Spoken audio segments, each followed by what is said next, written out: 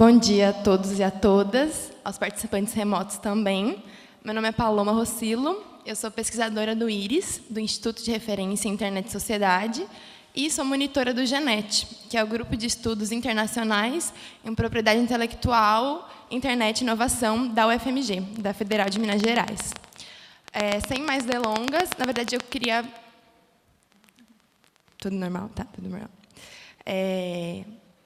Nós compomos esse painel de acordo com os moldes do CGI, inclusive aproveito para parabenizar o CGI e o NIC-BR pela organização do evento, sempre prezando por um modelo multissetorial e multirregional, assim como a internet deve ser regulada, governada.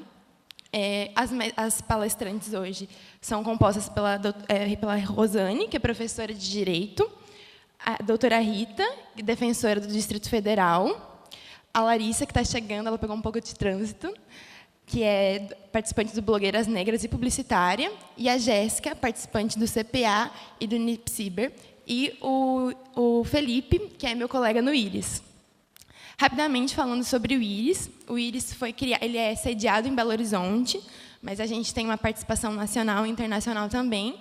Nós temos várias linhas de atuação, por exemplo, advocacy, litigância estratégica, mas, principalmente, nós trabalhamos com pesquisa acadêmica, porque nós acreditamos muito que a governança da internet, os modelos abertos, acessíveis, diversos da internet, vão ser construídos a partir da construção de um conhecimento, baseado na produção científica. E a gente também tem uma linha educativa, então a gente trabalha muito com inclusão digital, em escolas, em outros centros de referência. E hoje, com muito orgulho e felicidade, nós estaremos lançando a nossa primeira publicação impressa, que é o Glossário da Inclusão Digital, escrito pelos pesquisadores do IRIS, por mim, pelo Felipe, pela Ana Bárbara, que está aqui, com revisão e coordenação do Lucas Anjos e da Luísa Brandão. Então, assim, no coffee break, vocês podem ir para a sala do coffee break, que a gente vai entregar os glossários, e espero que seja muito útil a vocês e que esse conhecimento seja disseminado cada vez mais.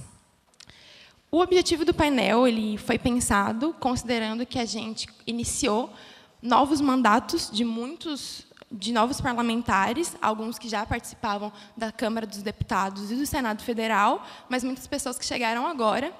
E eu faço no IRIS e em outros âmbitos esse acompanhamento legislativo de propostas legislativas sobre governança da internet, e a gente percebeu um aumento significante de projetos de lei para regular o ambiente online. E o que eu percebia muitas vezes é que muitos desses projetos de lei tendiam para a criminalização de condutas realizadas na internet. Muitos projetos de lei contra fake news e no combate à desinformação, eles buscam criminalizar os agentes dessas condutas. Alguns projetos de lei sobre discurso de ódio que também buscam criminalizar os agentes. Então, a gente pensou esse painel justamente para pensar esses projetos de lei e se a gente está vendo uma tendência de tutela aos direitos ou uma restrição dos direitos dos usuários e dos cidadãos. Sem mais delongas, espero que todos nós tenhamos um ótimo painel. Passo a palavra para a Rosane e bom painel a todos. Bom dia a todos. Eu gostaria de cumprimentar os colegas da mesa, dizer que é uma satisfação encontrá-los nesse momento, e assim como a todos vocês que nos acompanham tanto presencialmente quanto de forma remota nesse evento. E, muito rapidamente, só para vocês entenderem o lugar da minha fala, eu sou professora do curso de Direito, de graduação e mestrado da Universidade Federal de Santa Maria. Pesquiso essas temáticas já há mais de uma década. Trabalho mais especificamente esses temas no Núcleo de Direito Informacional, que coordeno, que foi criado em 2010, e trabalho também esses temas no mestrado. Então, é só para entender um pouco, situar, né, da onde eu falo e qual é o olhar que eu vou lançar aqui. Bom, para onde a gente quer que para onde quer que a gente olhe nesse momento que nós vivemos, nós vamos sentir a presença das tecnologias e o impacto que essas tecnologias vão causar no nosso dia a dia, nos mais variados segmentos, né? Desde as nossas interações com os nossos familiares, nas nossas interações do dia a dia, nos grupos que nós nos comunicamos, né, até os nossos ambientes de trabalho, a transformação que esse mercado de trabalho passa, que é bastante acentuada, né, tanto de uma economia que estávamos calcados mais num modelo de uma economia do material para uma economia que se revela muito calcada em serviços e no imaterial. Né? E isso também tem reflexos no que diz respeito a novos postos de trabalho, a como nós vamos gerir tudo isso, e com sensível importância nos últimos tempos também para os aspectos políticos, né? Porque até mesmo, e quando a gente fala, a Paloma referiu aqui questão de fake news, enfim, e nós percebemos o quanto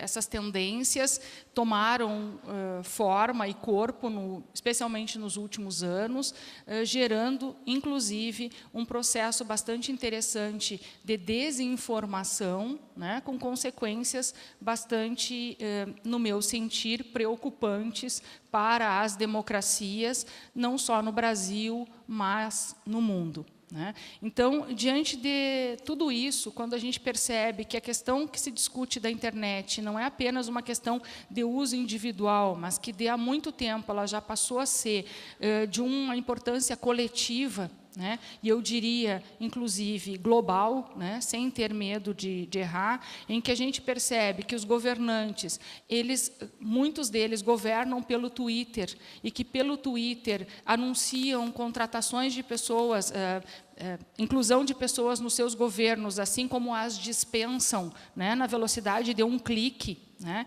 E que anunciam desde importantes ações para os seus governos, como também Oi? Oi? Estão me ouvindo? Vamos ver se melhora um pouco, então. Muito obrigada.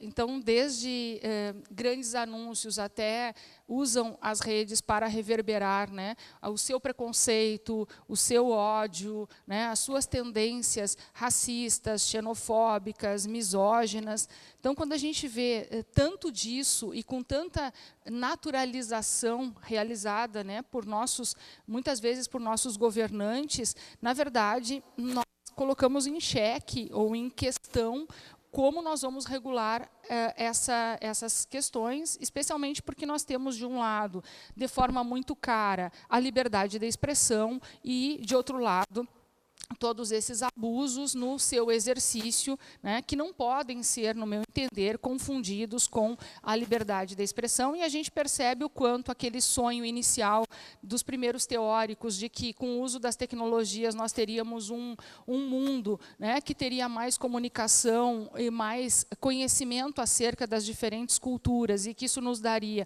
um maior respeito a essa pluralidade, a gente percebe que, em muito, isso se mostrou no seu contrário, porque o uso dessas tecnologias acirraram também, né, dependendo da utilização que é feita, os nacionalismos, os discursos de ódio, a desinformação. Então, teve um revés, né, naquela ideia inicial bastante otimista que se pregava. Eu não sou tecnofóbica, por óbvio, mas creio que é necessário a gente fazer uma análise, né, desses possíveis pontos negativos, especialmente quando a gente pensa na regulação da internet.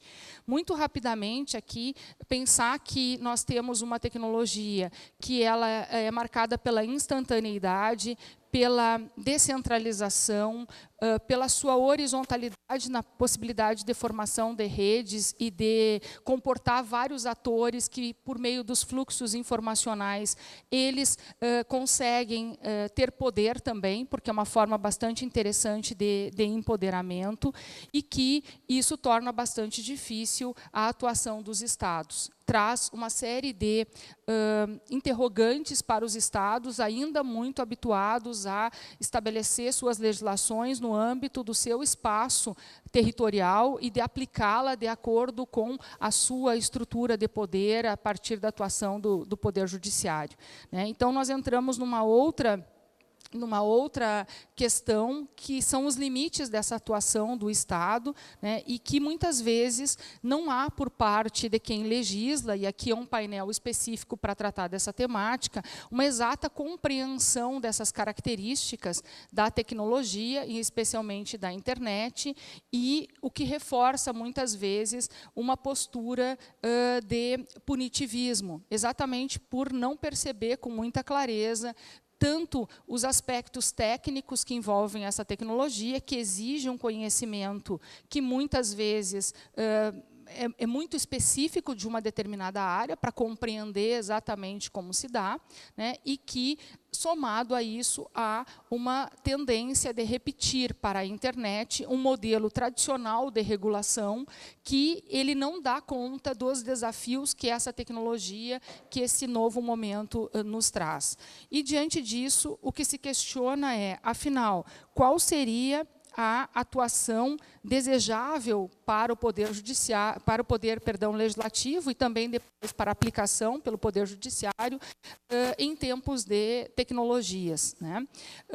A gente sabe que, num primeiro momento, a tendência foi de pensar numa impossibilidade de regulação da internet, dentro da sua excepcionalidade, pela sua característica que foge ao modelo tradicional das outras mídias tradicionais, e que, então, não comportaria, seria um espaço que não comportaria, seria possível apenas a autorregulação, né, dado a sua característica.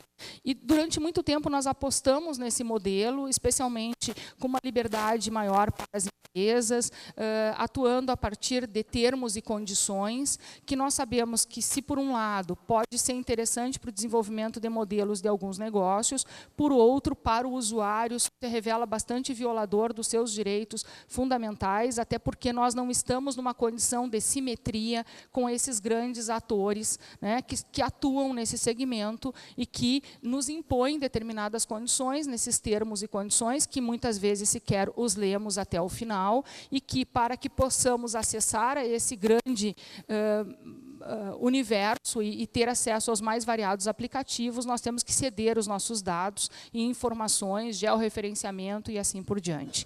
Então, em razão da constatação dessa assimetria, por outro lado, nós tivemos toda uma defesa daqueles que se pautavam na ideia de regulação.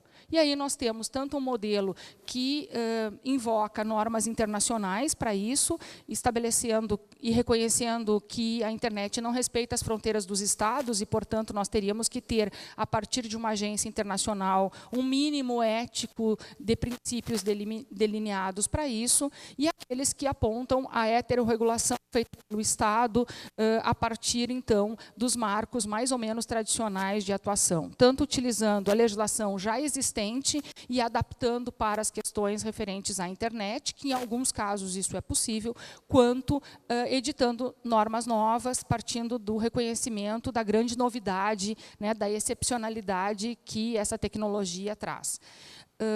Diante disso, na verdade, a gente observa que, para aqueles que apontam a regulação como uma alternativa mais tradicional, dentro dos modelos do Estado, acabam, então, incorrendo, muitas vezes, nessa busca que é punitivista, né? E, como uma terceira, ou como uma outra via diferente, que não é intermediária, a corregulação, ou um processo de governança, ou ainda uma estratégia de regulação multissetorial. Nós vamos encontrar aí diferentes designações para tratar dessa opção, que me parece, e felizmente é o que tem se mostrado, um consenso no que diz respeito à necessidade de que haja uma ampliação, uma horizontalização, com a participação de vários atores dos diversos segmentos, até porque é necessário reconhecer que o ecossistema digital ele comporta múltiplas interações, diferentes formas de utilização, com interesses que estão sempre em tensão. porque os interesses dos grandes grupos, por certo, muitas vezes colidem com os interesses dos usuários, né? Assim como a academia traz um outro olhar sobre diferentes temas. Então, que é necessário um processo mais democrático, pautado num espaço de participação para todos esses atores. O que a gente vê é que nem sempre o legislativo se utiliza dessa composição, né? Muitas vezes ele até abre espaços na forma de CPIs ou audiências públicas. Atualmente tem uma CPI para tratar dessas questões, né? Mas a gente percebe que, primeiro, misturam determinados assuntos que precisavam ter um tratamento diferenciado, porque até mesmo a própria compreensão se nós formos pensar na CPI que tem em curso, né, de fake news, enfim, são coisas diferentes, tratar de cyberbullying, tratar de fake news, tratar de discursos de ódio, não se pode colocar todos no mesmo âmbito, são situações diferentes e que demandam olhares diferentes. Segundo, é preciso que se reconheça o limite dessa atuação parlamentar e se amplie o debate também, trazendo espaço para a academia, trazendo espaço para os setores que são impactados. E aí eu também acho que impactados não são só aqueles expoentes globais que na mídia aparecem muito rapidamente quando sofrem alguma ofensa ou são vítimas de algum discurso de ódio, mas são as pessoas do dia a dia, são aqueles que realmente sofrem as violências estruturais diárias e que são vítimas, né, dela e que precisariam ter uma consideração também nesse processo, com os grupos que as representam, os coletivos que as representam, tendo espaço para uma participação mais efetiva, né? Porque, por certo, é diferente aquele que sofre um discurso, que é vítima de um discurso preconceituoso, um discurso que é discriminatório e que incita a violência, e esta pessoa está naquele grupo minoritário e que sofre também situações de vulnerabilidade econômica e social no seu dia a dia, daquele que é muito mais empoderado e que, ainda que tenha o elemento raça ou o elemento orientação sexual ou gênero como um elo de pertencimento, ele tem muito mais condições e espaços de fala, inclusive na mídia tradicional, para contrapor esse discurso e para denunciar essa violência. O que não acontece com aqueles que estão numa condição ainda de maior vulnerabilidade também econômica. Então, o que se percebe com relação a isso? Que quando o legislativo decide propor um olhar sobre o tema, ele também faz determinadas escolhas que são muito, me parecem, elitizadas para propor e cerceando determinados grupos que nunca são chamados a esse debate sobre a importância de se legislar e como deveria ser essa normatização. Optamos pelo punitivismo porque há uma tendência dos nossos legisladores nos últimos anos, porque trabalhar com a ideia do medo, da insegurança e oferecer uma pílula que soluciona tudo, como uma lei que é de caráter penal, que deveria ser a última rácio, na verdade, ela se apresenta como uma primeira estratégia, sem pensar na promoção de direitos, sem pensar na tutela de direitos dos usuários. Isso é muito bom, isso é um populismo legislativo, mas isso não resolve os nossos problemas, isso não dá a solução que nós necessitamos, porque na esteira disso vem a criminalização de uma série de condutas e vem uma restrição a uma série de direitos dos usuários para um ambiente que se prometeu desde o início como um espaço de liberdade e de exercício desses direitos. Nos tempos que correm, nós devemos ter muita atenção com relação a essa tendência que se expande cada vez mais de um punitivismo que pode ser bastante perigoso. E apenas para encerrar, em respeito ao horário, já passando um pouquinho, mas 30 segundos, dizer que são temas todos muito caros, como nós veremos nesse painel. Tratar de fake news, tratar de discurso de ódio, tratar de todas essas questões é necessário, são temas necessários, é muito caro, mas nós devemos ter muito cuidado. E pensar que, ao lado do direito penal, há outras estratégias, como investir no empoderamento dos grupos que são atingidos, né? Fazer condenações, mas não necessariamente apenas, e sim a promoção de campanhas de sensibilização, né? investir em algo óbvio, que é a educação, para que se use essas tecnologias de forma segura e em respeito à pluralidade e aos direitos humanos e fundamentais. Sem pensar nisso antes, não adianta nós pensarmos em punição, porque nós temos que pensar em outro viés que não restrinja direitos e não criminalize condutas, porque pode ser um caminho muito fácil, um papel muito simbólico do direito penal, mas nós não devemos esquecer, né, nós devemos lembrar sempre que isso deve servir como uma última ratio, e não como a primeira estratégia de regulação do Estado. Eu peço desculpas por ter me alongado e devolvo a palavra, então, para a Paloma.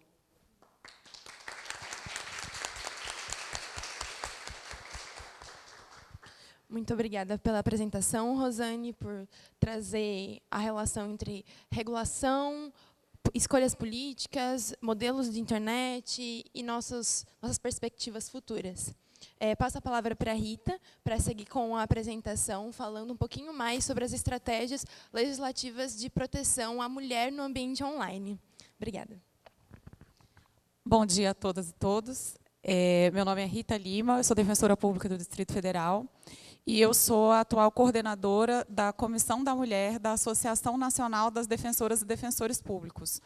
Bem rapidamente, essa comissão, apesar de ser de uma associação, né, de caráter sindical, digamos assim, o nosso trabalho, a gente tem um trabalho social dentro da associação, e o trabalho das comissões temáticas é fazer o acompanhamento de processos legislativos ou processos judiciais que toquem aquela temática. Então, a gente faz o acompanhamento de projetos de lei que afetem os direitos das mulheres. Então, acredito que tenha sido, inclusive, em razão disso, o convite aqui para falar hoje. E, se der tempo, no final, eu vou falar da nossa campanha de 2019, que é sobre os direitos das mulheres também. Bom, vou falar, então, sobre proteção da honra e da integridade da mulher frente à propagação de discursos misóginos no ambiente online. Tentei fazer uma apresentação bem prática, mas que também reflita sobre as causas dessas violências sofridas pelas mulheres, e, aliás, violências de gênero, raça, né, de todas as minorias em geral, mas com esse enfoque principalmente voltado para a questão das mulheres. E vou começar contando uma história de uma jornalista que era casada, tinha filhos, e resolveu se separar. Quando ela se separou, esse ex-marido dela não aceitou essa separação, fez divulgação de fotos íntimas dela, inclusive com montagens, são fotos reais e fotos não reais, divulgando o número de celular dela e do filho, como se ela fosse uma garota de programa. Isso é uma história que foi parar no Instituto Patrícia Galvão. Essa mulher virou uma referência na luta contra esses tipos de abusos sobre os direitos das mulheres, e ela criou a ONG Marias na Internet, que trata dessa... Como é que eu faço para passar, gente? Que trata dessa questão, da violação dos direitos das mulheres no ambiente online. Eu queria que passasse para o próximo slide, mas eu não estou conseguindo. Ok. Foi? Tá. Essa é uma declaração dela. Quando você sofre um crime de internet, sofre 3 dores: a da traição da pessoa que você amava, a vergonha da exposição e a dor da punição social. As vítimas desse crime são responsabilizadas pela maioria das pessoas, enquanto o agressor ainda é poupado pela sociedade machista. Alguém acha que isso é exceção? Não, né? Pois é.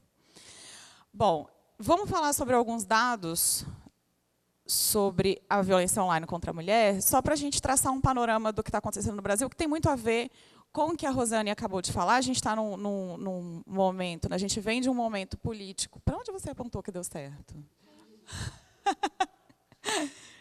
Ah, é? Não sei. Se puder passar para o próximo, eu não estou conseguindo aqui. Aí, obrigada. Pronto. Olha só esse dado, gente. Em 2018, a gente teve um aumento de registro de 1.600% de denúncias de crimes online.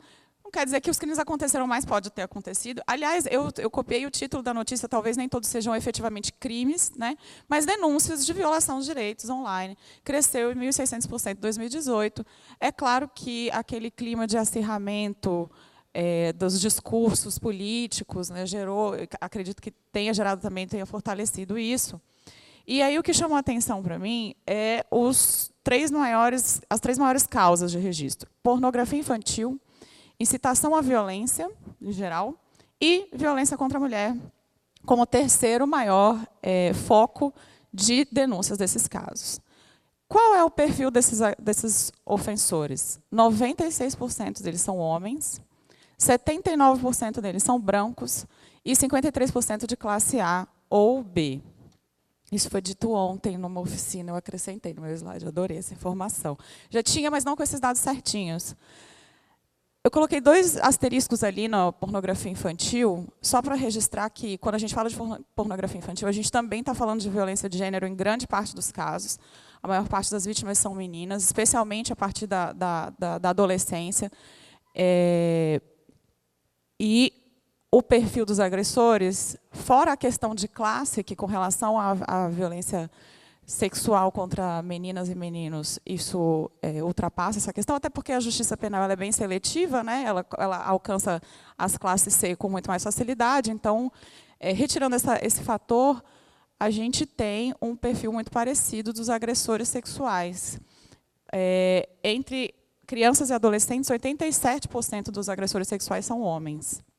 Então, quando eu for falar aqui de gênero, de causa da violência de gênero, eu queria que os homens da plateia fizessem um exercício de empatia e compreensão e entendessem que eu não estou falando de você especificamente. A gente sabe que não é todos os homens.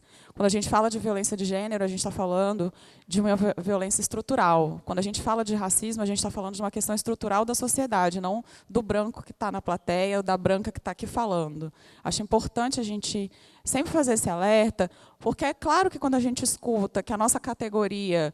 eu sou uma mulher branca, hétero, né? E aí um colega vem falar que determinada conduta é racista ou é LGBTfóbica. A gente fica assim, poxa, né?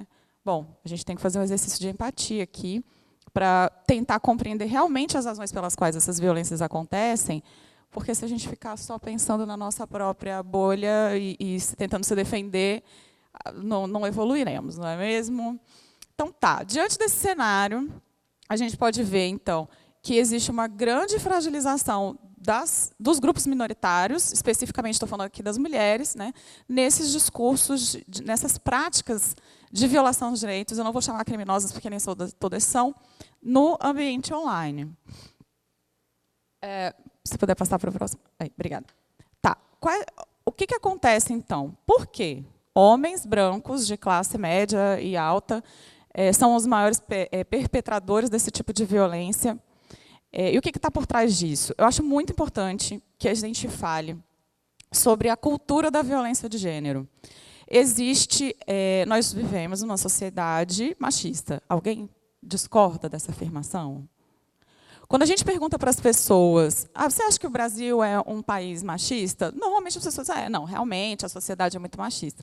Você acha que o Brasil é um país racista? Não, realmente, o Brasil é um país super racista. Você é racista? Você é machista? Não, eu não sou. Né? Quer dizer, é inescapável. Se é uma questão estrutural, se é uma questão da natureza da nossa sociedade, de como ela se formatou, então estamos todos inseridos nesse contexto.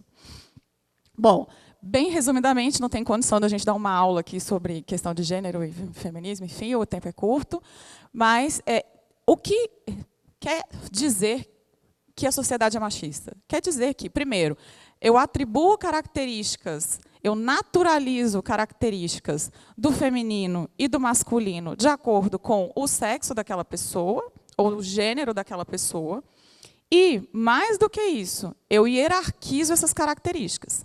Então, o masculino, os atributos dados ao masculino, racionalidade, força, potência, eles são mais valorizados, principalmente na esfera pública, do que os atributos dados ao feminino. Cuidado, delicadeza. Né? O que disso decorre? Por exemplo, que a mulher é uma pessoa com menos racionalidade. A mulher é uma pessoa mais sensível. Então, ela não está apta a ocupar determinados espaços. Que espaços? Normalmente, os espaços públicos. E do que isso decorre? O poder é exercido principalmente o poder político nos espaços públicos. É claro que existe uma questão também de poder nas relações privadas, e tudo, mas estou falando uma coisa assim bem... Né? Essa hierarquização entre o masculino e o feminino gera uma subvalorização da mulher e do feminino. Então, isso também está na raiz, por exemplo, da homofobia.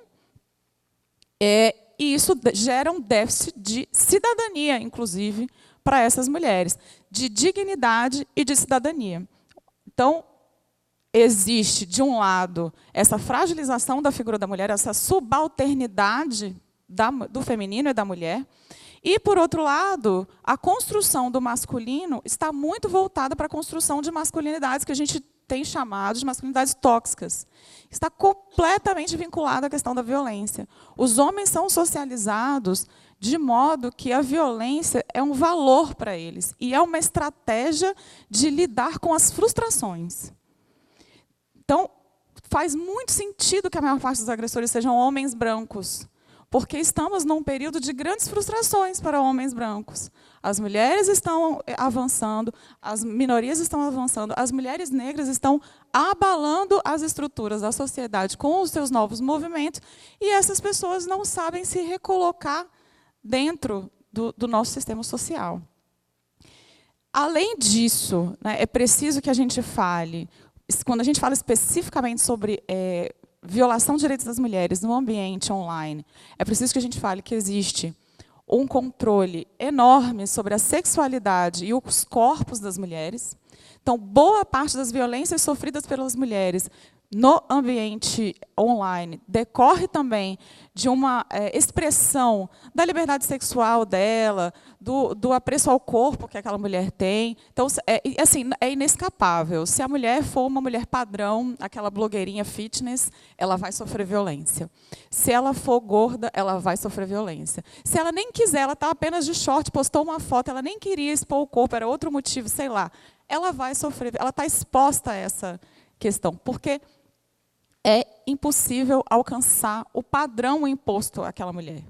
Ela sempre vai estar vulnerável, porque a questão não é essa. A questão é que o controle da sexualidade do corpo da mulher é uma estratégia para mantê-la no seu lugar. Então, isso costuma ser a causa de muitos dos crimes que levam, agora crimes mesmo, né, que levam as mulheres a procurar, por exemplo, as delegacias de defensorias públicas do país. E aí a violência, né, essas violações dos direitos das mulheres, acabam significando uma punição para aquela mulher que é desviante. Oh, você terminou comigo? Então, agora vai sofrer. Ninguém mandou me mandar nudes, né? E aí, só sempre lembrando, essas violências elas podem ser psicológica, moral, sexual ou física. Claro que a física, no caso, não é o nosso foco aqui, mas eu sempre gosto de pontuar, porque quando a gente fala em violência contra a mulher, e eu já trabalhei com mulheres e homens envolvidos em situação de violência, a violência psicológica, moral, ela nunca é lembrada. A gente pergunta para a mulher, mas ele já tinha sido violento com a senhora antes? Ah, não, ele nunca me bateu. Então, a gente precisa sempre lembrar que existem várias formas de violência. Se puder passar para o próximo, por favor. Ah, agora vai? Será? Ih, não foi, gente. Já testei todos aqui. Ok. Tá. Meu direito foi violado. E agora? O que a gente pode fazer por essa mulher? Primeira coisa, eu estou falando aqui do lugar de uma defensora pública, né, de uma pessoa que atende principalmente mulheres, agora não porque eu trabalho com execução penal, mas que trabalha, né, com mulheres que não têm condições de procurar um advogado particular e acabam desaguando na defensoria pública, ou seja, a maior parte das mulheres do país, né? Enfim. Então, eu vou falar aqui do sistema, mas eu tenho plena consciência de que o sistema é falho, certo? Vou falar o que está previsto. E aí eu vou tentar abordar as fragilidades desse sistema.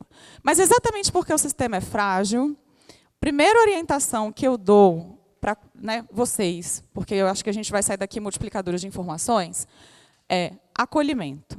Porque a primeira coisa que a gente pensa é delegacia, vamos responsabilizar esse homem. Aí eu vou falar que é homem mesmo, que a maioria das vezes é, né? Vamos responsabilizar esse homem. Não necessariamente. Porque, às vezes, isso é um processo de violência para a própria mulher. Exatamente porque o sistema é falho. Então, a primeira orientação que eu dou é acolhimento. Essa mulher precisa procurar alguém da confiança dela para que ela fale sobre aquela questão, porque esse é o primeiro ponto para resguardar a saúde mental dessa mulher. Ok, então eu vou procurar um amigo, eu vou procurar um parente, eu vou procurar a Defensoria Pública. Eu sempre coloco a Defensoria Pública, por quê? Porque normalmente as pessoas vão direto para a delegacia. Primeiro, o sistema de justiça ele é machista, ele é racista, como todo o sistema da sociedade, né? Mas delegacias de polícia são bem conhecidas, né, por ser um ambiente hostil. Esses casos costumam ser delicados e difíceis de investigar. Então, não é o primeiro local de melhor acolhimento para essa mulher. Defensoria Pública, com todas as falhas, né, e todas as dificuldades que nós temos, nós costumamos ter núcleos especializados de atendimento à mulher. Eu sei que aqui em Manaus, o núcleo, a Defensoria, atende não só violência doméstica, mas qualquer violência baseada no gênero. Então, a mulher pode procurar, por quê? Porque a Defensoria Pública ela é um espaço de acolhimento, ela tem o sigilo naquela conversa que ela vai ter com a defensora, e ela vai sair de lá esclarecida sobre quais são as consequências das opções que estão à disposição daquela mulher. E o acolhimento pode ser por outra rede, um centro de atendimento à mulher, um psicólogo ou uma psicóloga. Então, eu acho que isso é muito importante, porque o acolhimento vai fazer com que aquela mulher reflita sobre o que aconteceu, compreenda a violência, porque muitas vezes é tão acachapante que ela não consegue compreender aquela violência que ela sofreu, e aí sim, a partir disso, ela vai decidir, bom, eu quero tomar providências. Então, eu preciso saber se esse ofensor ele é identificado ou não, e se eu tenho condições de colher provas. Eu não tenho condições de detalhar para vocês todas as metodologias para a gente colher prova, primeiro porque eu tenho minhas limitações técnicas também para falar sobre isso, mas a gente tem algumas orientações gerais, do tipo, se você quiser que aquela pessoa seja responsabilizada, e, por exemplo, você recebeu uma mensagem de WhatsApp, não apague. É muito comum, a primeira coisa que a pessoa faz é apagar, porque ela não quer mais ver aquilo ali, né? Mas ela precisa daquele dado no celular dela para que leve à polícia, para que se faça uma perícia, enfim. Se tiver print, o print é um princípio de prova, não é a prova ideal, mas é um princípio, enfim. Então, a gente vai tentar ajudar essa mulher a colher o máximo de provas possível para que haja uma responsabilização desse ofensor. E qual é... Está acabando? Ah, meu Deus. Quais são as possibilidades de responsabilização desse ofensor? Responsabilidade civil, indenização por dano moral, ações na vara de família, se houver uma relação afetiva entre as pessoas, ou responsabilidade criminal. Eu coloquei aqui no slide alguns crimes que são os mais comuns. Ameaça, extorsão, invasão de dispositivo informático, que é aquele da Lei Carolina Dickmann, registro não autorizado de intimidade sexual, é um crime novo, mas que pune quem fez o registro da imagem, não quem compartilhou. Então, isso já é uma coisa problemática. O estupro virtual, que foi uma figura admitida recentemente, na verdade, o crime é de estupro, ele foi considerado virtual porque ele foi cometido via aplicativo. O homem, ameaçando a mulher, obrigava ela a praticar determinadas condutas libidinosas, né? Então, ele foi condenado. Fica aí essa informação, porque é um entendimento novo, ele vai entrar em disputa, vai ser questionado, mas já há esse precedente. E outros crimes do Estatuto da Criança e do Adolescente. Algumas medidas também são possíveis na Lei Maria da Penha quando há uma relação afetiva ou familiar entre a vítima e o ofensor. E aí a gente tem as medidas protetivas da Lei Maria da Penha, que, principalmente, proibição de aproximação em contato e proibição do homem, às vezes, de frequentar determinados lugares que a mulher frequenta para evitar o contato pessoal. Eu queria pedir só um pouquinho de tempo para falar do último slide, que é o próximo. Pronto, porque me pediram para falar sobre as tendências legislativas. Eu fico feliz que a Rosane já tenha abordado uma boa parte do que eu ia falar sobre essa questão da dificuldade de a gente encontrar um equilíbrio entre a tutela dos direitos das pessoas e a punição. Porque a punição, especialmente criminal, ela, de fato, deveria ser o último recurso da lei. A gente criminalizar condutas não previne condutas. Tráfico está aí para a gente saber disso. Tem uma proporção absurda de pessoas presas por tráfico e todo mundo sabe que é crime hediondo, inclusive. Então, né, enfim, bom, não sei se todo mundo sabe, mas os meus presos sabem. Tem um projeto de lei, esse PL 9930, criminaliza a divulgação sem consentimento de foto, vídeo ou outros materiais. Esse projeto especificamente me parece, de fato, interessante, exatamente porque a gente teria um complemento àquela conduta que eu mencionei anteriormente, aquele crime que só pune quem fez o vídeo e não quem compartilhou. Eu acho que é um PL para a gente acompanhar com atenção, porque, de fato, me parece interessante. O PL 6191 de 2016 estabelece a vedação à publicidade de cunho misógino, sexista ou estimuladora de agressão ou violência sexual. O fundamento desse PL, o principal, é a Convenção de Pequim, de 95, na qual o Brasil se comprometeu a evitar o fomento de cultura de colocação da mulher em locais estereotipados, bem resumidamente. Esse projeto, só para fazer um esclarecimento, porque me pediram especificamente para falar sobre ele também. Publicidade é uma temática tratada dentro do direito civil e voltada para as relações de consumo. Então, quem vai ser atingido por esse projeto? Empresas que façam, vamos ser bem sinceros, coisa bem emblemática, cerveja. Comercial de cerveja é um comercial reiteradamente misógino, né? Então, seria uma forma de atacar mais diretamente esse tipo de comercial. Mas, francamente, eu entendo que a gente já tem recurso suficiente no Código de Defesa do Consumidor para isso. Publicidade abusiva é isso, é publicidade que promove valores danosos à sociedade. Então, isso já poderia ser resolvido, de repente, por outra maneira, exatamente porque a gente fica com essa proliferação de projetos de lei e, às vezes, isso não resolve. Então, eu queria só passar para o último slide. Agora, de verdade, é o último. Ah, não, desculpa, gente. Eu vou pular esse aí, porque, enfim, não vai dar para falar tudo, eu não quero atrapalhar as próximas falas. Se puder passar para o próximo, só para eu fechar. Eu deixei aqui um trecho de uma música da Ekena, não sei se vocês conhecem, mas essa música é maravilhosa. Obrigada por ouvirem com atenção. Desculpa por ter falado muito rápido, eu tentei.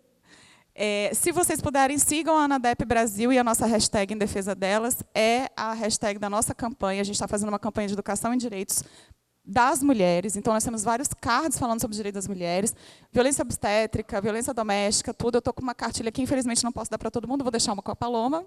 Mas a gente tem essa cartilha no nosso site também. Tá bom? Muito obrigada.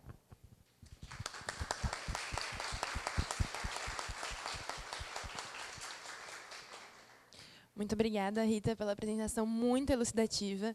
Eu sempre gosto de lembrar que a esfera online não é uma esfera desassociada da esfera do mundo físico, real, enfim, offline. Então, todas essas questões que você falou, que são atinentes de imediato na nossa sociedade física, então, violências de gênero e formas de recorrer contra abusos também são praticados nas esferas virtuais. Então, as mesmas violências e abusos ocorrem na internet, enfim. As apresentações são rápidas, então eu tenho certeza que todas as palestrantes estão disponíveis, por caso alguém queira conversar depois. Mas, depois da apresentação da Larissa e da Jéssica, nós vamos abrir para perguntas também. Então, quem tiver algum comentário, algum questionamento, pode fazer depois. Vou passar para a Larissa agora. Obrigada, Paloma. Bom dia. Vou tentar ser breve para a gente ter tempo de fazer perguntas, que eu acho que a parte mais interessante do debate é quando a plateia interfere. Para começar, eu queria agradecer ao Instituto Íris pelo convite, agradecer ao Fórum de Internet e começar me apresentando de verdade. Será que eu consigo passar aqui? Será que eu vou conseguir? Gente, eu queria entender para onde que aponta. Tem que ficar rodando assim. Pronto. Eu queria começar me apresentando de verdade. Acho que quem tentou se inscrever para essa conversa hoje, viu lá meu perfil, mas está médio errado. Fala que eu sou graduanda em Direito pela Universidade Federal do Ceará, doutora em Direito, mas eu não sou nada disso. Eu sou... Ops. Vai, parceiro. Se alguém puder passar, eu agradeço. Vai adiantar. Mais um. Essa sou eu. Eu sou baiana, mas eu moro em Recife há 8 anos. Tá bom, muito obrigada. Muito obrigada, pessoa da técnica. Eu sou baiana, mas eu moro em Recife há 9 anos. Eu estudei comunicação, sou publicitária e caí na área do jornalismo, não por acaso, mas porque a formação me permitiu que publicidade não fosse o caminho que eu seguisse. E há mais de 7 anos, junto com algumas companheiras, inclusive, que estão presentes aqui na plateia, construo e ajudo a coordenar o projeto Blogueiras Negras. Pode passar. Antes de entrar no tema que me foi apresentado pelas meninas, né, para falar um pouquinho sobre o discurso de ódio, da perspectiva, né, de organizações e do ativismo, eu queria trazer uma pesquisa que eu acho que tem que ser muito importante, que deveria ser falada em todos os painéis deste fórum, que é a pesquisa realizada pelo OLAB, né, pela Preta Lab, que é uma iniciativa das meninas do Rio de Janeiro, de Silvana, Bahia, juntamente com a ThoughtWorks, que é uma organização, que é uma empresa. Essa pesquisa se chama Quem Coda BR, e ela apontou exatamente agora, no início desse mês, qual é o perfil dos profissionais de tecnologia no Brasil. E aí esses dados que eu quis destacar são que 36% são negros nas equipes, apenas 0,3% são pessoas indígenas e 10% são não héteros, né, que significa ter aí por aí pessoas bi, pessoas trans, mulheres e homens lésbicas e gays. Então esse é o perfil, né, e se a gente olhar para essa sala aqui, a gente vai ter noção de quem somos nós, quantos de nós estamos nesses lugares. Isso é importante para começar essa fala. Pode passar, por favor.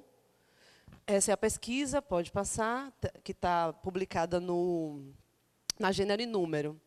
E aí eu quero também pontuar e trazer essa questão que Paloma também trouxe sobre a questão do online e do offline estarem mesclados, né, não terem fronteiras, e trazer essa citação, que é uma citação... cadê Larissa? Vamos para cá. Que é uma citação importante das meninas que escreveram um artigo naquela revista Sur, que é sobre direitos humanos e internet.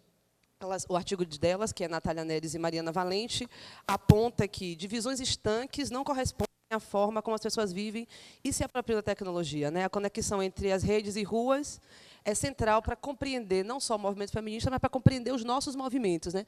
A gente sabe que o tempo inteiro estamos agindo e interagindo off e online. Pode passar. E aí, se a gente for analisar o discurso de ódio a partir do ponto de vista de quem enuncia o discurso de ódio, a gente vai tentar entender um pouquinho do porquê que existe violência, tanto offline quanto online.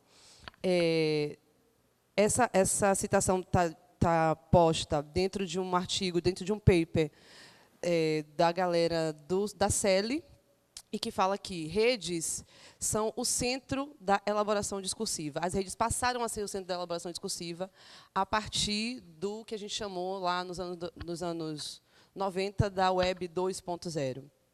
As arenas discursivas alternativas e contradiscursos, que são os discursos que a gente tem chamado de discursos das minorias. Então, a partir dessa produção de conteúdo, dessa alta produção de conteúdo, a gente percebe que a rede se tornou lugar de enunciação discursiva de contranarrativas. Por isso, ela também vira um espaço de disputa. Essa não é uma frase minha, é uma frase de Nancy Fraser. E aí, por que a gente também percebe que essa gradação, essa mescla entre on e offline acaba acontecendo? Porque existe, a partir dos anos 90, a corporificação da internet. Então, os discursos de identidade, os discursos morais, saem também da esfera pública, da esfera pública offline, e vão para as redes. A partir disso, é que a gente pode observar o enunciado das pessoas que cometem, das pessoas que são infratoras e pronunciam os discursos de ódio. Pode passar, por favor. E aí, essa citação, que é de Zizek, ele fala que o outro só pode ser conhecido através de uma pressuposição ou como um objeto de crença, né? O outro como um objeto de crença. É a partir disso, é a partir dessa natureza mais enraizada que partem os discursos de ódio. E os discursos estão articulados também a temores historicamente construídos e a prejuízos socialmente sustentados, que organizam a vontade política de unificação sobre a eliminação de tudo que não corresponda com uma certa forma de entender e habitar o mundo. Ou seja, esse é o olhar de quem profere o discurso de ódio, né? De que essa ordem, esse valor moral precisa ser contido e que os medos e os traumas históricos vão estar postos a partir desse lugar. Pode passar, por favor. E aí eu trago para vocês alguns exemplos muito práticos da dicotomia do discurso de ódio em relação à liberdade de expressão e à privacidade, né?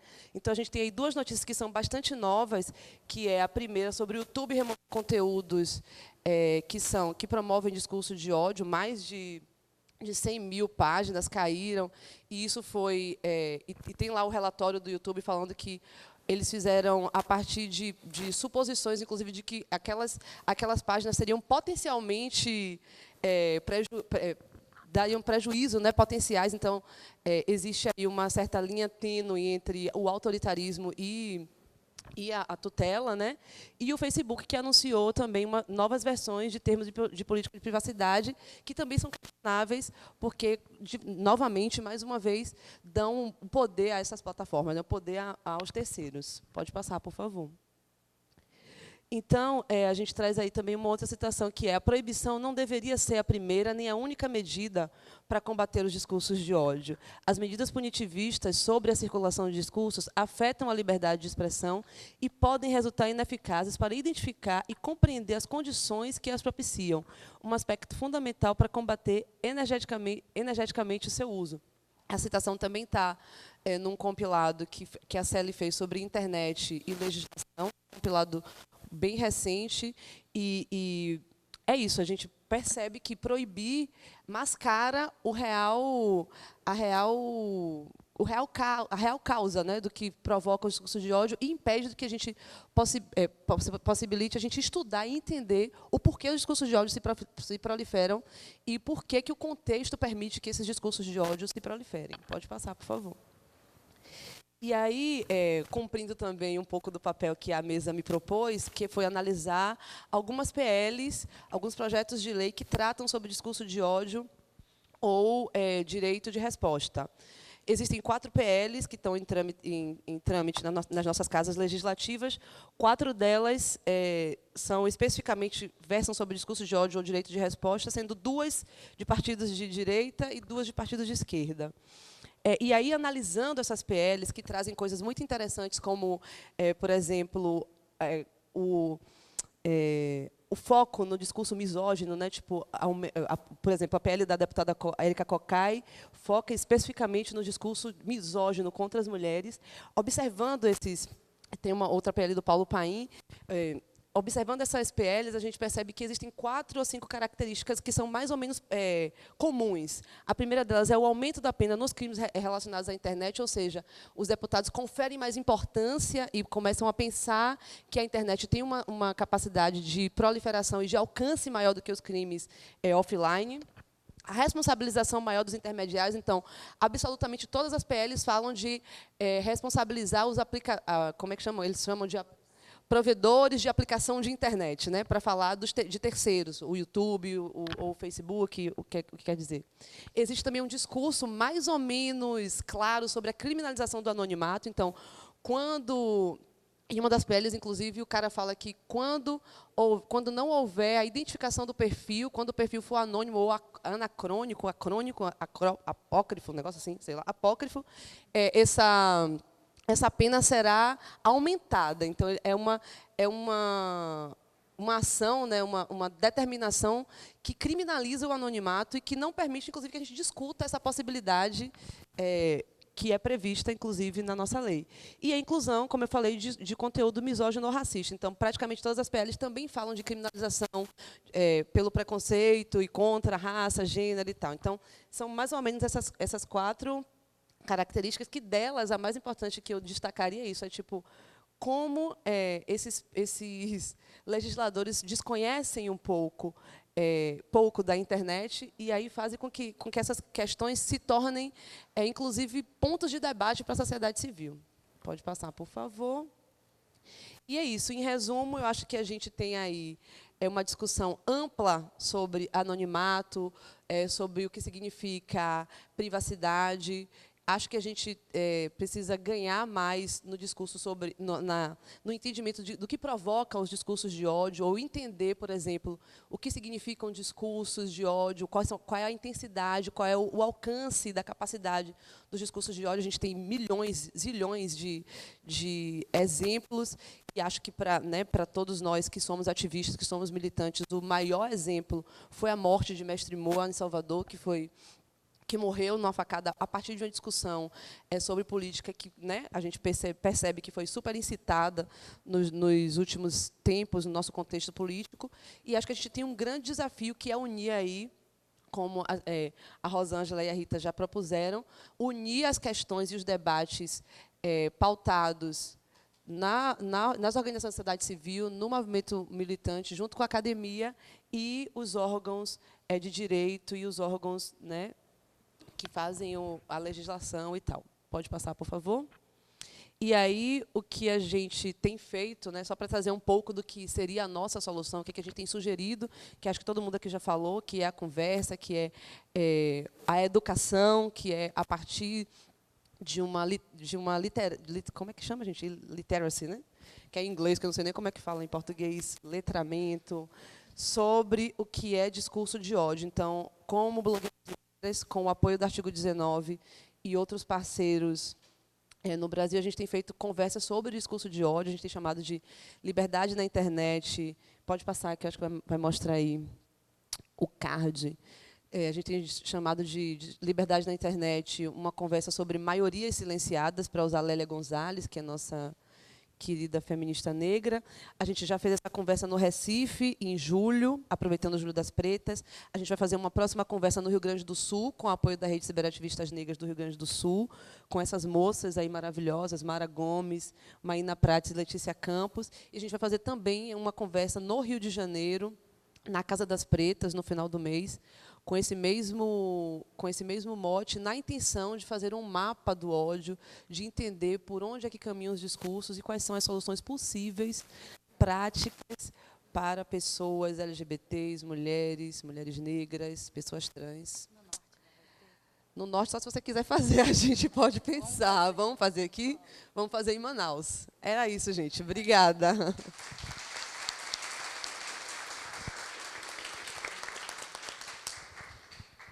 Muito obrigada, Larissa, pela sua exposição. Parabéns pelo trabalho do Blogueiras Negras. É um site incrível, uma plataforma incrível. Eu sempre acesso lá para pegar conteúdo.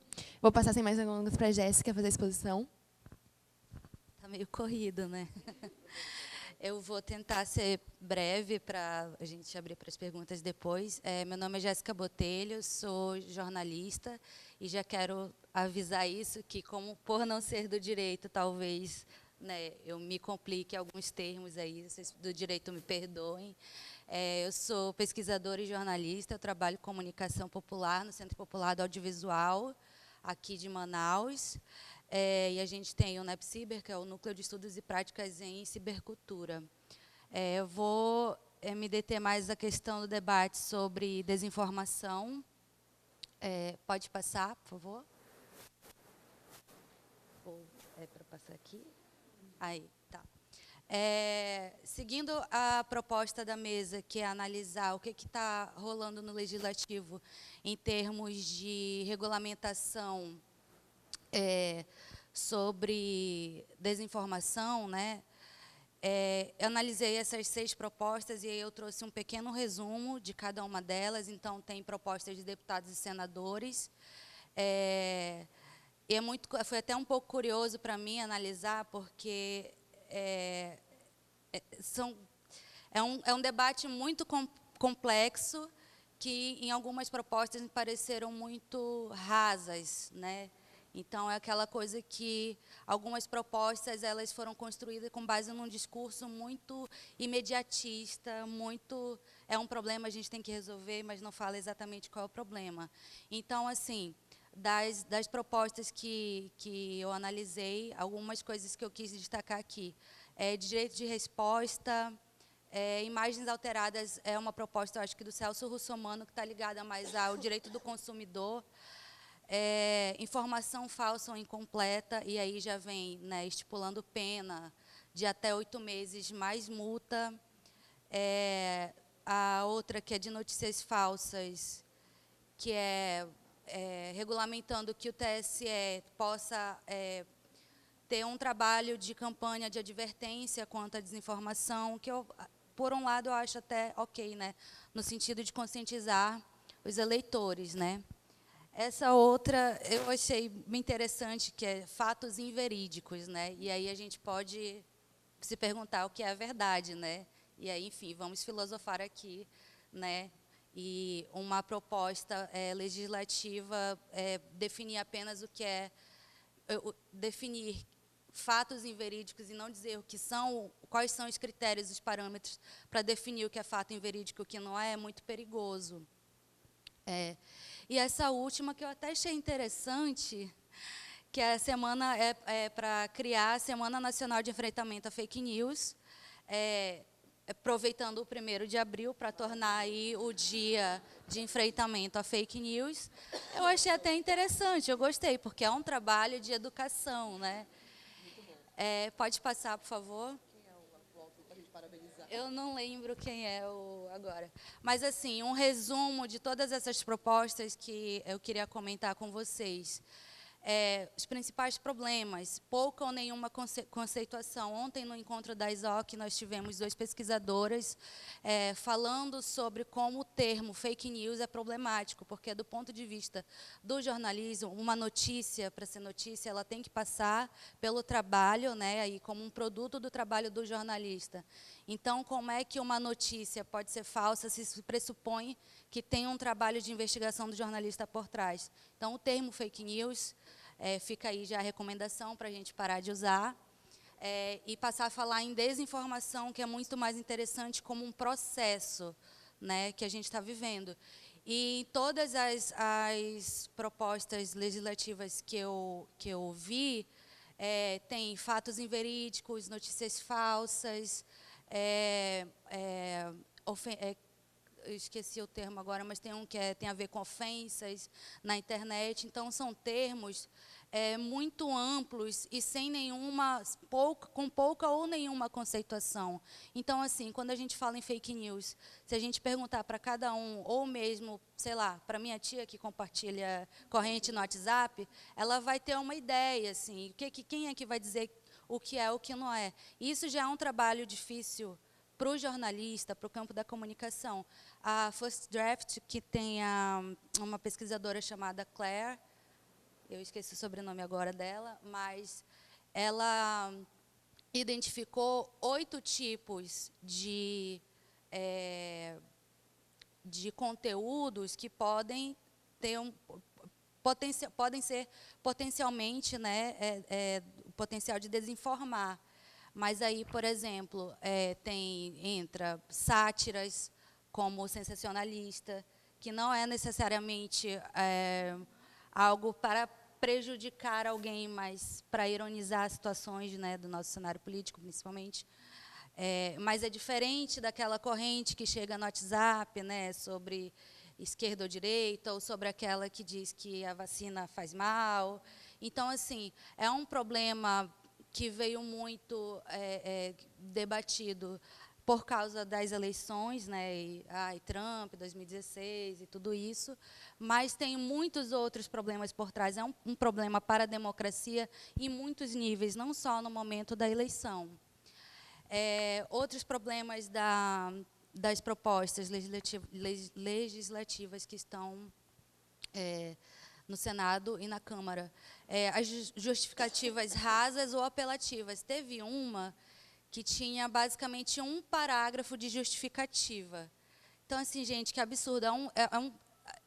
O processo, as redes de desinformação são coisas muito complexas, e aí vem o que a mesa toda já falou, de entender a tecnologia, entender como funciona, quem opera, quem dissemina, e aí algumas falam, que eu acho mais perigoso ainda, de punir criminalmente quem divulga. E eu fiquei assim, nossa, então vão prender assim, a minha família tem 1, 2, 3, 4, quantas pessoas vão ser presas, assim.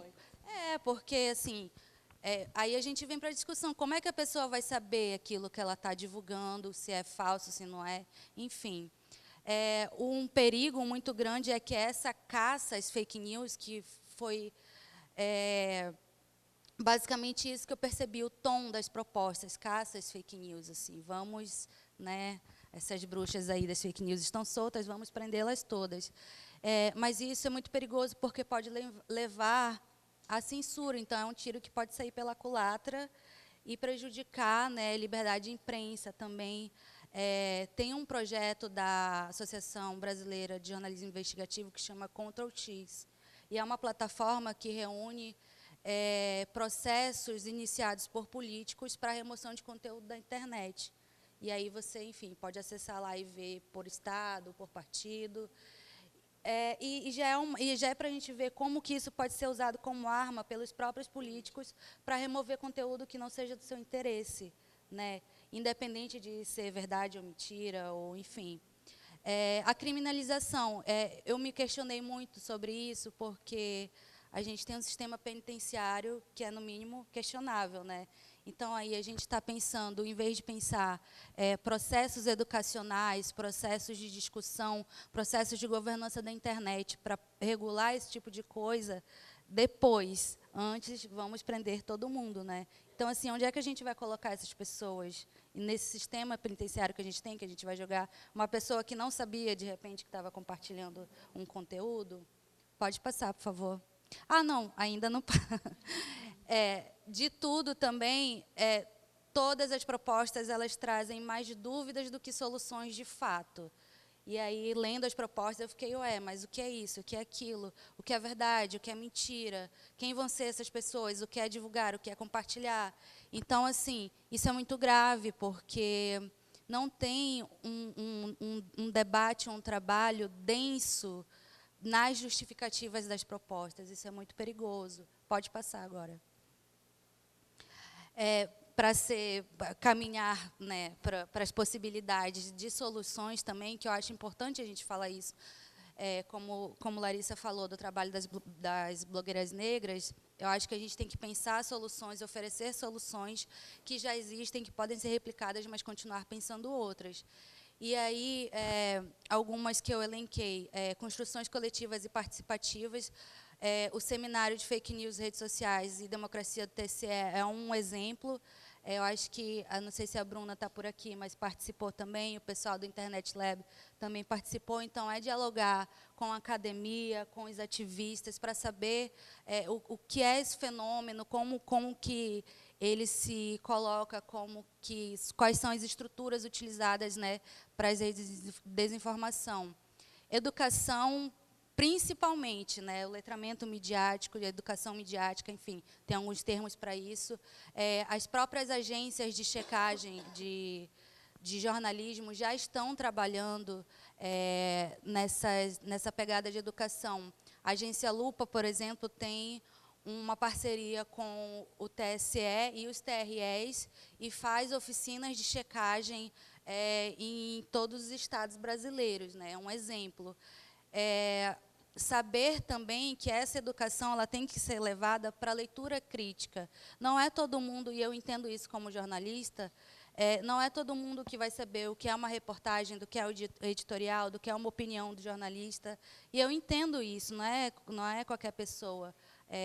Às vezes, o jornalista acha que está fazendo ali uma reportagem sensacional, mas, assim, sua avó vai conseguir ler e entender aquilo, porque é importante a gente pensar no outro lado também. Eu não posso assumir, como jornalista, que eu, sabendo do que se trata o fenômeno da desinformação, todo mundo vai entender, todo mundo vai conseguir identificar ali elementos que, isso aqui não é muito confiável, entendeu? Então, a educação tem que ser nesse sentido também, e pensar as atividades que o Centro Popular do Audiovisual faz aqui, por exemplo, de uso seguro e responsável da internet. Qual a minha responsabilidade enquanto sujeito quando eu compartilho conteúdo, quando eu simplesmente encaminho o conteúdo para alguém, né? Qual o compromisso que eu tenho com aquele conteúdo também, o que estou querendo dizer.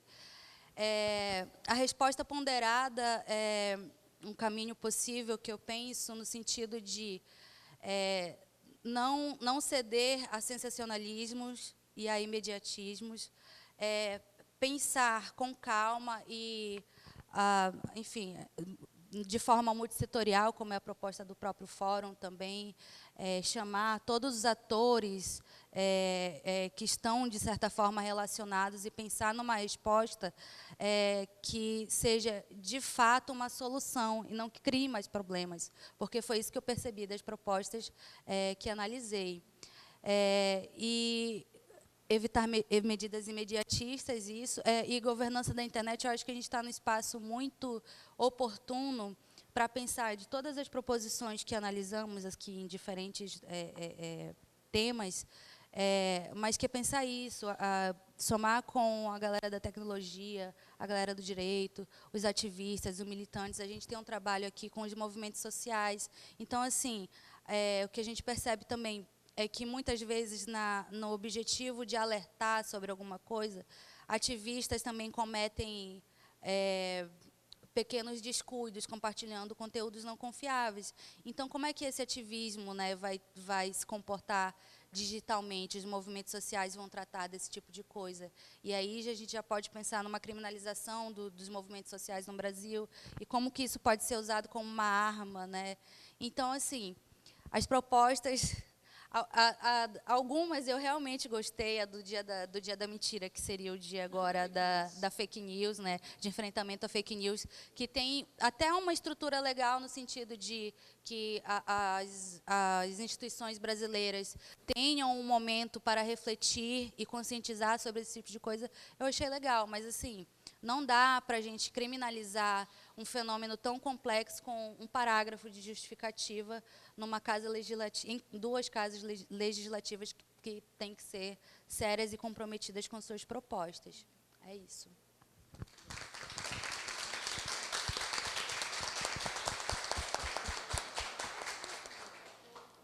Muito obrigada pela exposição, Jéssica. Eu acho que agora a gente pode abrir para 2 perguntas.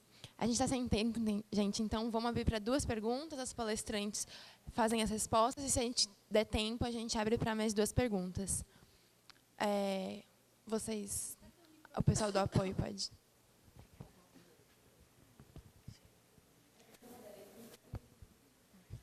Primeiramente, bom dia. Meu nome é Bárbara, eu sou concluinte da graduação em Psicologia e eu trabalho e pesquiso no Laboratório de Cyberpsicologia da Universidade Católica de Pernambuco. Um dos trabalhos é a prevenção das violências digitais entre pares e no namoro e o combate à cyberpredação sexual no estado de Pernambuco. E eu gostaria de direcionar minha pergunta para a Rita. Eu gostei muito da sua fala. Eu vou ler, tá? Eu gostaria de saber como lidar com as posições das crianças e adolescentes, né, em geral, as mulheres, as meninas, onde, muitas das vezes, o que foi exposto na internet foi deliberadamente pelos pais, sendo conteúdos despertadores da perversão sexual. Exemplo de imagens de criança com poucas roupas ou em danças erotizadas. E que, muitas vezes, isso é colocado online, né, pelos pais, sem o consentimento das crianças ou sem o discernimento deles. E como reduzir essa disseminação e consumo desses conteúdos infantis que muitas vezes alimentam o desejo desses predadores sexuais. A gente coloca como predadores porque a gente prefere essa termologia do que o agressor ou o criminoso, né? Porque isso não necessariamente acontece. E aí, como proteger essas crianças das repercussões traumáticas decorrentes dessa violência, da exposição na internet? Porque acreditamos que a violência ela tem uma repercussão psíquica independente do espaço que isso aconteceu. Então, na internet, é tão grave quanto fora dela. O trauma ele é o mesmo. Bom, é isso. Obrigada. Obrigada. Mais alguém tem alguma? Marina? O microfone para ela, por gentileza. Oi, tudo bem? Meu nome é Marina, eu faço parte do coletivo Intervozes e da Coalizão Direitos na Rede. Queria dizer que gostei muito da mesa, parabéns. Também acho que é importante frisar a composição, né, de mulheres. É muito importante que isso aconteça mais, né, no fórum. Eu trabalho em Brasília, diretamente no Congresso, acompanho a produção de leis, né, E eu concordo muito com as análises, Jéssica. Com certeza a gente vê coisas bastante superficiais, insuficientes, que não respondem à complexidade, por exemplo, da questão da desinformação. A questão é, hoje a gente tem uma CPMI de fake news. E os parlamentares, eles querem propostas. E aí, muitas vezes, eu acho que a gente tem se debruçado, a gente tem conseguido fazer as críticas necessárias aos projetos apresentados, mas eu acho que a gente tem que se reunir para conversar sobre as respostas. Porque, infelizmente, a gente dizer que é muito complexo e que não dá para você fazer só uma lei para resolver um problema, não vai mais segurar, né, o Congresso.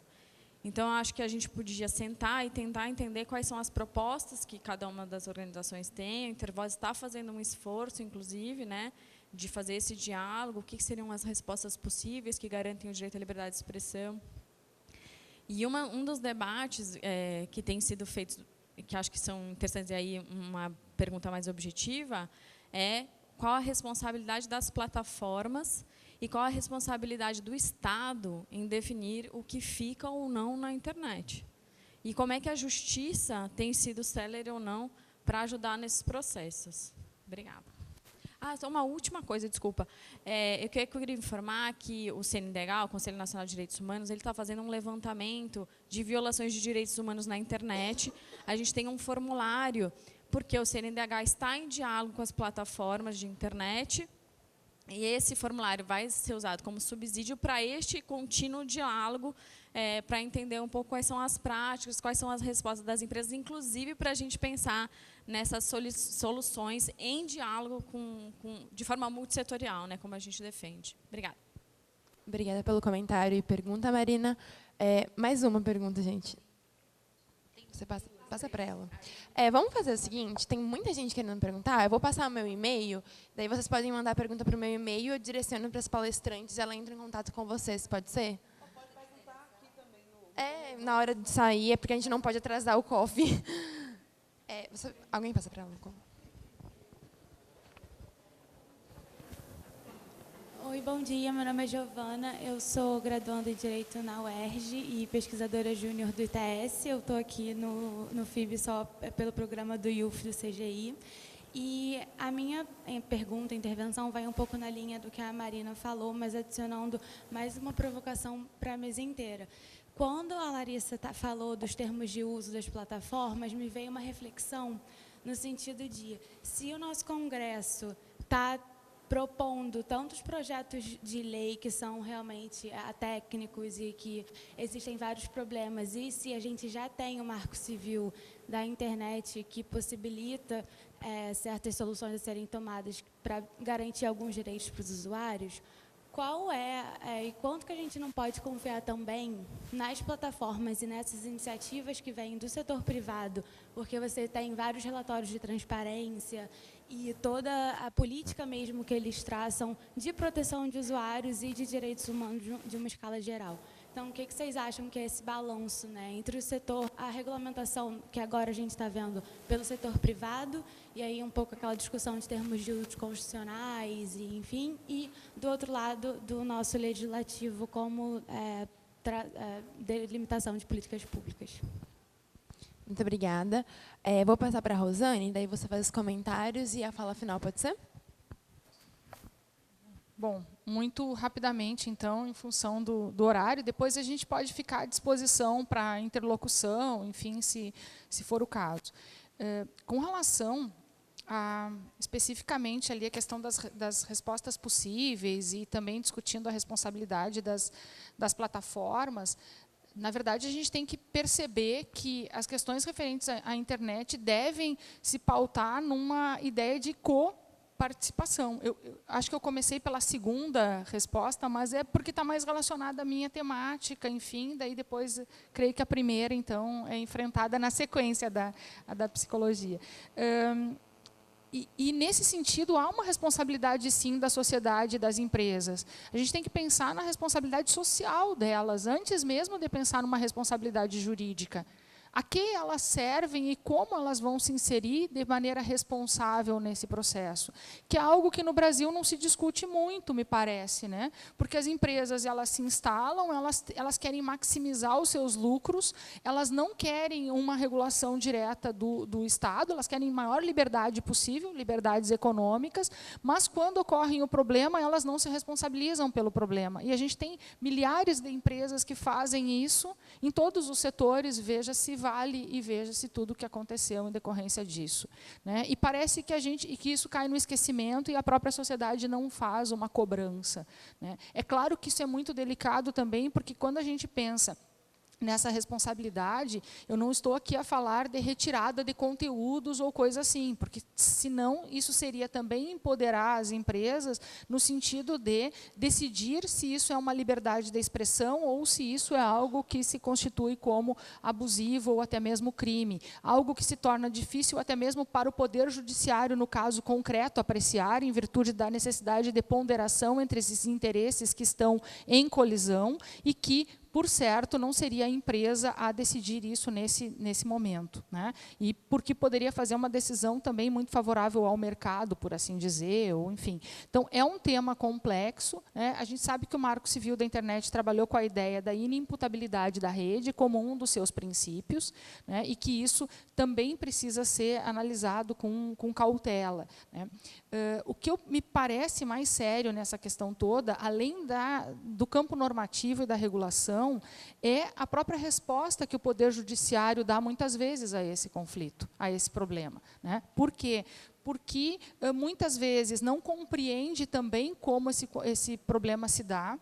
Em muitas das situações, acaba revitimizando, quando é a situação de mulheres, acaba revitimizando e dizendo que a mulher provocou ou deu consentimento para aquela publicação quando não deu, né?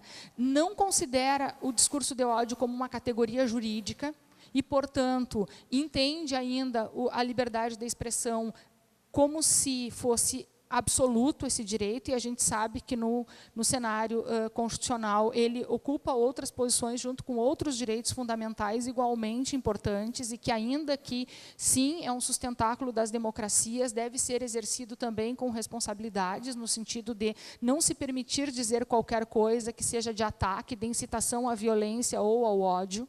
Lembrar que isso não é um discurso apenas politicamente correto, como a alguns parece, mas que nós temos tratados internacionais nos quais o Brasil se comprometeu em prevenir, educar e, em certa medida, a ter ações, né, tanto do Estado quanto em relação à sociedade, para evitar os discursos de ódio. Então, nós precisamos tentar entender toda essa complexidade para conseguir dar uma resposta minimamente adequada, constitucionalmente adequada, adequada no marco dos tratados internacionais também. E isso não parte só do legislativo, parte também de como o judiciário vai enfrentar e aplicar essas normas existentes, né? Eu não tenho respostas aqui com relação a isso, qual seria a melhor, acho que tudo tem que partir de uma análise desses elementos todos de complexidade, de todas essas variáveis que precisam ser consideradas, né? Tanto na previsão normativa quanto na aplicação da lei, na atividade jurisdicional, que me parece, por vezes, tão complexa quanto a regulação.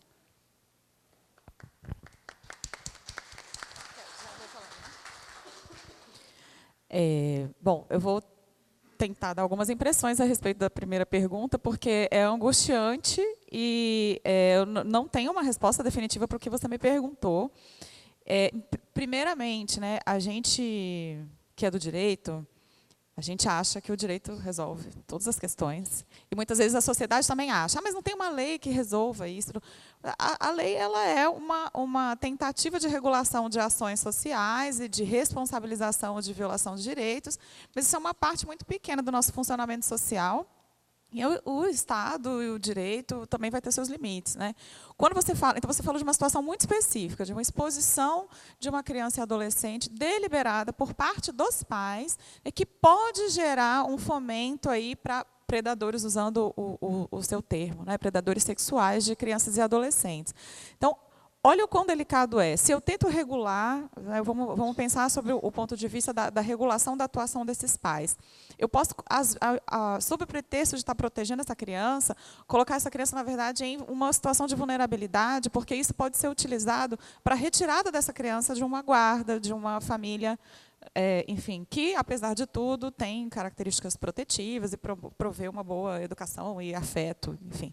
Então, eu tenho muita dificuldade de pensar num instrumento jurídico que resolva isso. Talvez, com mais reflexão, nunca tinha, né, me direcionado essa pergunta especificamente, a gente possa pensar em alguma solução. E, especialmente, ressaltando de novo que o Poder Judiciário, quem aplica a lei é o Poder Judiciário é classista, machista, racista. Então, se essa criança for uma criança negra, periférica, existe uma chance muito grande dela estar sendo cuidada só por uma mãe, ou pela avó, ou por uma mulher, e essa mulher ser punida em razão daquilo, né? Isso acabar sendo utilizado sempre contra minorias, para fragilizar ainda mais os direitos dessas minorias. Então, a gente tem que ter muito cuidado quando a gente quer falar de lei, porque as leis são feitas por homens brancos majoritariamente, hétero majoritariamente, sem pensar nessas realidades da maior parte da população brasileira. Agora, até aproveitando uma coisa que eu deixei de falar, porque eu tive que pular slide, acho que uma das principais soluções, porque a lei normalmente é uma resposta à violação ao direito, mas a gente tem que entender a nossa limitação enquanto participantes do sistema de justiça, é educação. Então, a gente precisa falar disso nas escolas, a gente precisa ter espaços de conversa entre as mulheres, entre os adolescentes, entre os homens, para repensar masculinidades, para repensar esses gatilhos que geram essas práticas violentas. Eu acho que isso vai ser muito mais eficaz.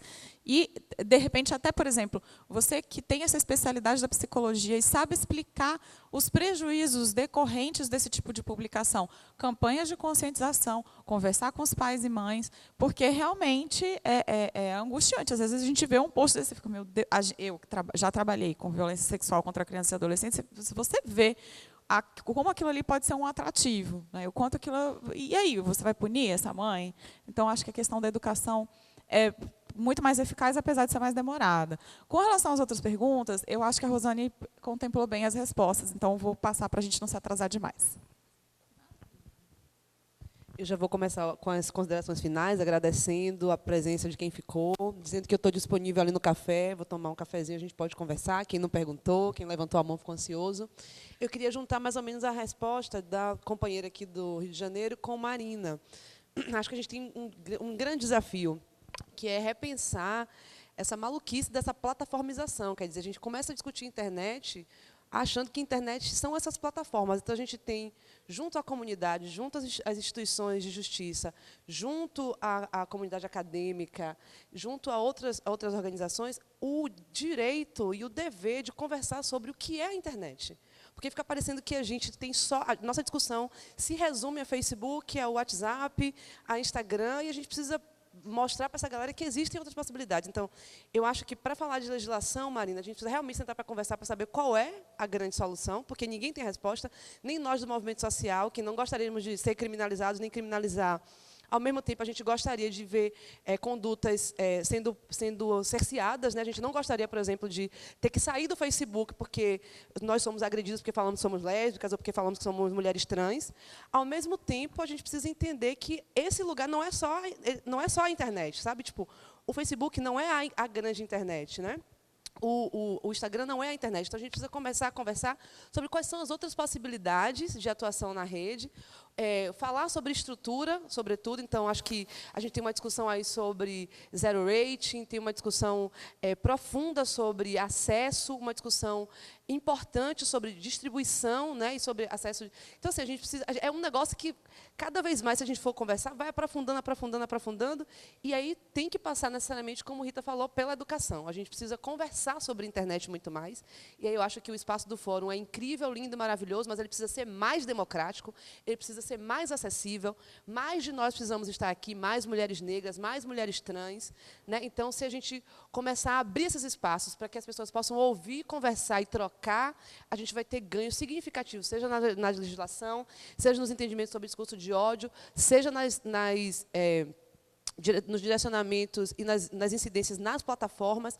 Eu acho que a gente precisa começar a democratizar os espaços sobre discussão de internet, para, inclusive, fazer com que as pessoas entendam que o que elas já fazem também é internet. Acho que é isso.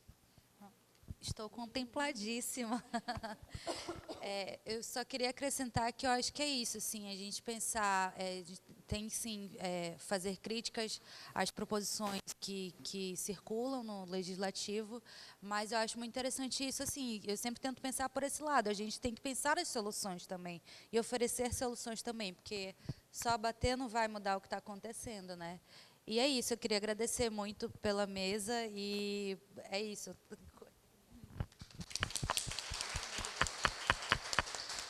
Muito obrigada aos panelistas, ao Felipe, que é o relator, a todos os participantes.